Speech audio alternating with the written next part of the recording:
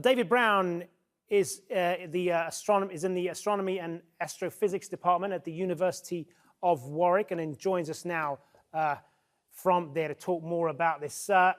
So what do you make of what's happened here? Are you impressed with this? Is this a sign of good things to come? I think it is. I was quite impressed by the launch.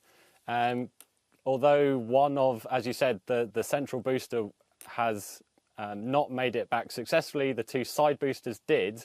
And I think that reusability is a big deal for this kind of launch. I think it's an exciting development, and I think it will be good to see what they do with it in the future. What about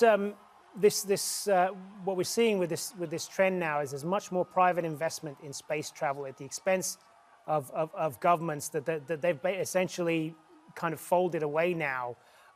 Is that necessarily a good thing? I think it's an interesting thing.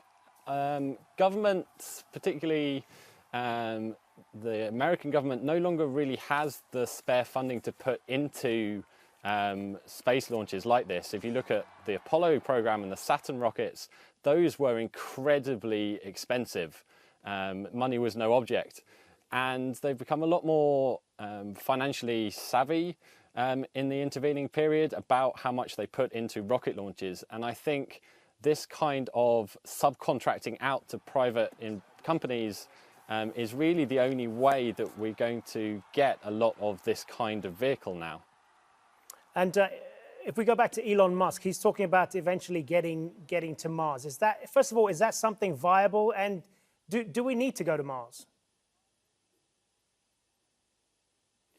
I think it's definitely viable based on the plans that he's spoken about to develop the Falcon Heavy further to the next rocket that they've got on the drawing board.